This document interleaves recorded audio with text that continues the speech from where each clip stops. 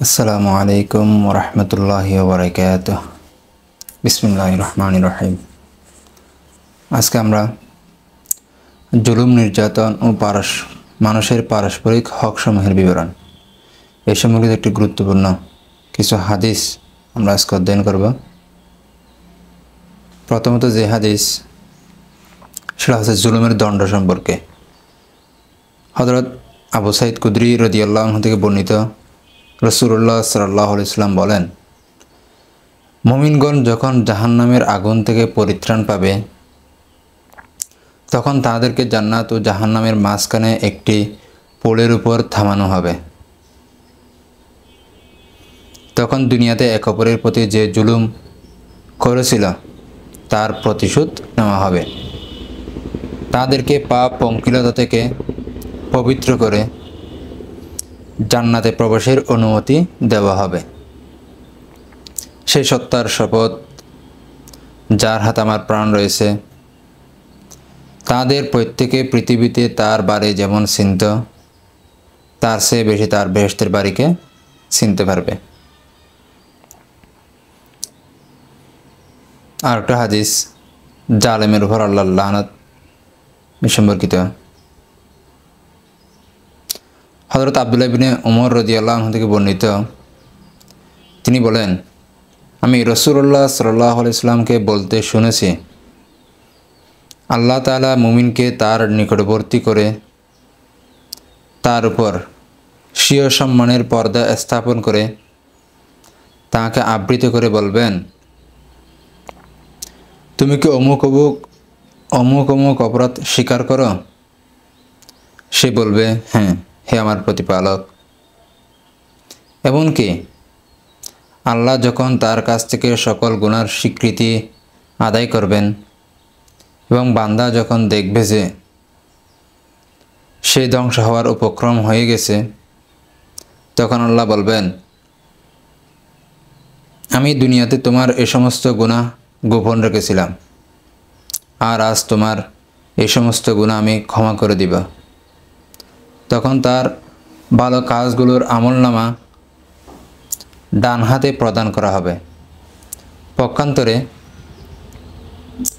কাফের ও মুনাফিকদের সম্পর্কে সাক্ষীগণ বলবে, এরা ওই সমস্ত লোক যারা তাঁদের প্রভুর উপর মিথ্যা আরোপ করেছিল।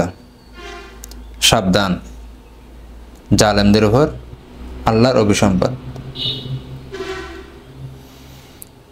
আরেকটা হাদিস, এক মুসলিম অপর মুসলিমের উপর জুলুম করবে না এবং কাউকে জুলুম করতেও দিবে না এ সম্পর্কিত।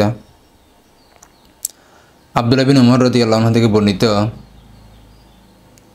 রাসূলুল্লাহ সাল্লাল্লাহু আলাইহি ওয়াসাল্লাম বলেন, এক মুসলিম অপর মুসলিমের ভাই,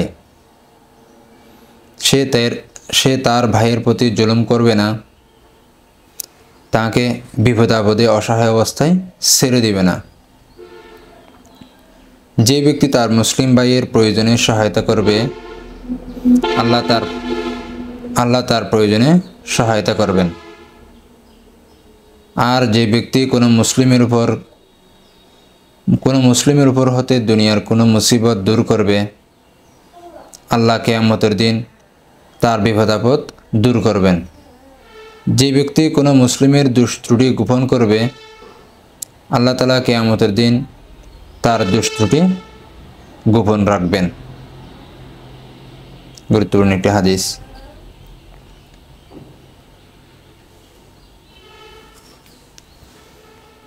এরপরের হাদিসটা আছে,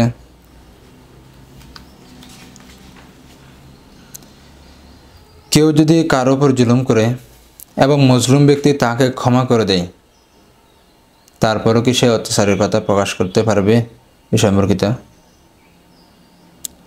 হযরত আবু হুরায়রা রাদিয়াল্লাহু আনহু থেকে বর্ণিত, রাসূলুল্লাহ সাল্লাল্লাহু আলাইহি ওয়াসাল্লাম বলেন, যে ব্যক্তি তার ভাইয়ের সম্ভ্রমহানি বা অন্য কোনো বিষয়ে অত্যাচারের জন্য দায়ী, সে যেন সেই দিন আসার আগে আজই তার কাছ থেকে দায়মুক্ত হয়ে যায়, অর্থাৎ ক্ষমা চেয়ে নেই। যেদিন কোনো দিনার বা দিরহাম থাকবে না, তার যদি নেকি থাকে তাহলে তা থেকে জুলুমের সমপরিমাণ নেকি কেটে নেওয়া হবে। আর তার যদি নেকি না থাকে তাহলে তার সাথীর অর্থাৎ মজলুমের গুনাহসমূহ থেকে কিছু নিয়ে তার উপর চাপিয়ে দেওয়া হবে।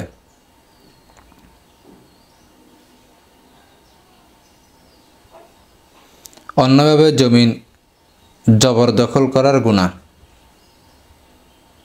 সম্পর্কিত হাদিস হযরত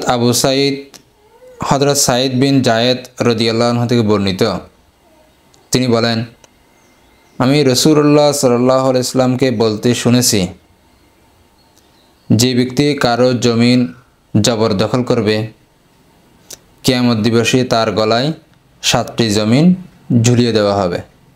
এগুলো সবগুলো হচ্ছে বুখারী শরীফের হাদিস। আব্দুল্লাহ বিন উমর রাদিয়াল্লাহু আনহু থেকে বর্ণিত, রাসূলুল্লাহ সাল্লাল্লাহু আলাইহি ওয়াসাল্লাম বলেন, অন্যায়ভাবে যে ব্যক্তি কারো জমিনের কিছু অংশ ছিনিয়ে নেবে, কিয়ামতের দিন তাকে 7 তবক জমিনের নিচে দাবিয়ে দেওয়া হবে।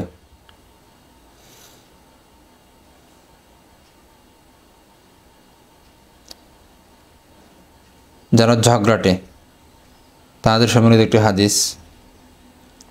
আয়েশা রাদিয়াল্লাহু আনহা থেকে বর্ণিত, রাসূলুল্লাহ সাল্লাল্লাহু আলাইহি ওয়াসাল্লাম বলেন, আল্লাহর নিকট সেই ব্যক্তি সর্বাধিক ঘৃণিত যে সর্বাধিক ঝগড়াটে।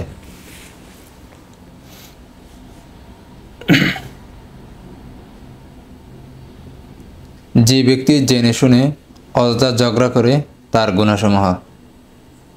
এ সম্পর্কিত হাদিস হযরত উম্মে সালমা রাদিয়াল্লাহু আনহা থেকে বর্ণিত, একদা রাসূলুল্লাহ সাল্লাল্লাহু আলাইহি ওয়াসাল্লাম তার ঘরের দরজায় ঝগড়ার শব্দ শুনে তাদের নিকট গেলেন এবং বললেন, আমি একজন মানুষ, আমার কাছে বিবাদকারীরা আসে, তোমাদের কেউ অন্য কারো চেয়ে অধিক বাকপটু হয়ে থাকা। তার কথা শুনে আমি মনে করি যে সে সত্যবাদী, তার কথা অনুযায়ী আমি তার পক্ষে রায় দেই। সুতরাং আমি যদি বিচারে কোনো মুসলমানের হক তাকে দেই, তবে তা হবে দোজখের একটি টুকরা। এরপরও ইচ্ছা করলে সে তা গ্রহণ করুক অথবা ইচ্ছা করলে তা বর্জন করুক।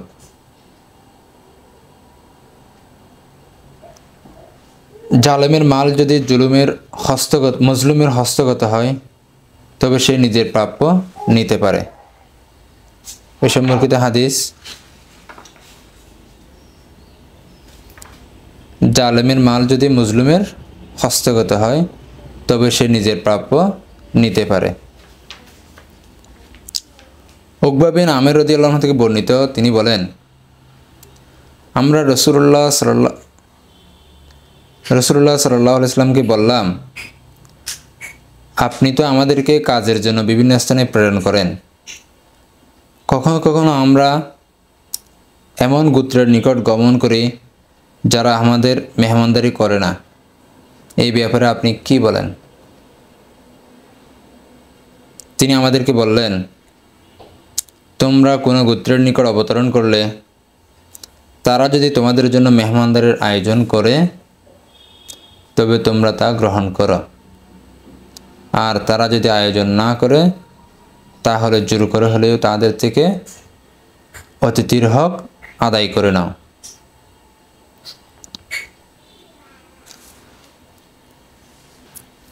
বাড়ির আঙ্গিনা, তাঁতে এবং রাস্তায় বসা।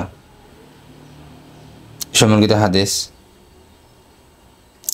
হযরত আবু সাঈদ কুদরি রাদিয়াল্লাহু আনহু থেকে বর্ণিত, রাসূলুল্লাহ সাল্লাল্লাহু আলাইহি ওয়াসাল্লাম বলেন, হযরত আবু সাঈদ কুদরি রাদিয়াল্লাহু আনহু থেকে বর্ণিত, রাসূলুল্লাহ সাল্লাল্লাহু আলাইহি ওয়াসাল্লাম বলেন, তোমরা রাস্তায় বসা হতে বিরত থাকো।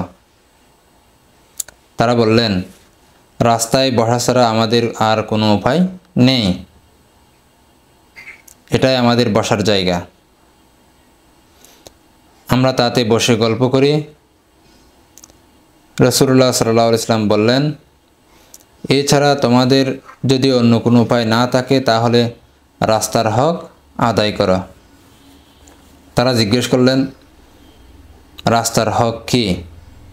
তিনি বললেন, দৃষ্টি অবনত রাখা, কষ্টদায়ক জিনিস সরিয়ে ফেলা, সালামের উত্তর দেওয়া, সৎ কাজের আদেশ দেওয়া এবং অন্যায় কাজ থেকে নিষেধ করা।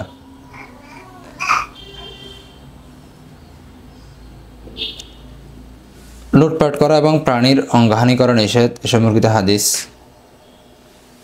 আব্দুল্লাহ ইবনে ইয়াজিদ আনসারী রাদিয়াল্লাহু আনহু থেকে বর্ণিত, তিনি বলেন, রাসূলুল্লাহ সাল্লাল্লাহু আলাইহি ওয়াসাল্লাম বলেন, রাসূলুল্লাহ সাল্লাল্লাহু আলাইহি ওয়াসাল্লাম লুটপাট করা এবং অঙ্গহানি করতে নিষেধ করেছেন। আব্দুল্লাহ ইবনে ইয়াজিদ আনসারী রাদিয়াল্লাহু আনহু থেকে বর্ণিত, তিনি বলেন, রাসূলুল্লাহ সাল্লাল্লাহু আলাইহি ওয়াসাল্লাম লুটপাট করা এবং অঙ্গহানি অর্থাৎ বিকলাঙ্গ করতে নিষেধ করেছেন। নিজের সম্পদ রক্ষা করতে গিয়ে যে ব্যক্তি নিহত হলো তার সম্পর্কিত হাদিস। আব্দুল্লাহ ইবনে উমর রাদিয়াল্লাহু আনহু থেকে বর্ণিত, আমি রাসূলুল্লাহ সাল্লাল্লাহু আলাইহি ওয়াসাল্লামকে বলতে শুনেছি, নিজের সম্পদ রক্ষা করতে গিয়ে যে ব্যক্তি নিহত হলো সে শহীদ। আজকের সর্বশেষ হাদিস, অন্যের পেয়ালা বা অন্য কিছু ভেঙে ফেললে এ সম্পর্কিত। হযরত আনাস রাদিয়াল্লাহু আনহু থেকে বর্ণিত, রাসূলুল্লাহ সাল্লাল্লাহু আলাইহি ওয়াসাল্লাম তার কোনো এক স্ত্রীর কাছে ছিলেন। তখন কোনো একজন উম্মুল মুমিনিন খাদেমের মাধ্যমে খাদ্যসহ একটি পেয়ালা পাঠালেন। রাসূলুল্লাহ সাল্লাল্লাহু আলাইহি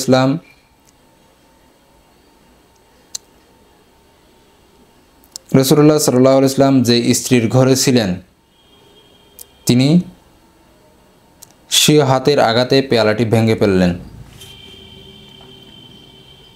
রাসূলুল্লাহ সাল্লাল্লাহু আলাইহি ওয়াসাল্লাম পেয়ালাটি উঠিয়ে জোড়া লাগিয়ে দিলেন।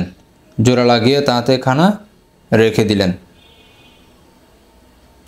খানা রেখে বললেন, তোমরা খাও। রাসূলুল্লাহ সাল্লাল্লাহু আলাইহি ওয়াসাল্লাম পেয়ালাটি রেখে দিলেন এবং পেয়ালা আনয়নকারীকে খাওয়া শেষ হওয়া পর্যন্ত আটকিয়ে রাখলেন। খাওয়া শেষ হলে রাসূলুল্লাহ সাল্লাল্লাহু আলাইহি ওয়াসাল্লাম ভাঙ্গা পেয়ালাটি রেখে দিলেন এবং তার পরিবর্তে একটি ভালো পেয়ালা দিয়ে দিলেন। হাদিসগুলো সবগুলো ডিটেলসে বর্ণিত, আমরা সবাই ইনশাআল্লাহ বুঝেছি। আমি আর ব্যাখ্যা করলাম না। আখির দাওয়ানা আলহামদুলিল্লাহি রাব্বিল আলামিন। আসসালামু আলাইকুম ওয়া রাহমাতুল্লাহি ওয়া বারাকাতুহু।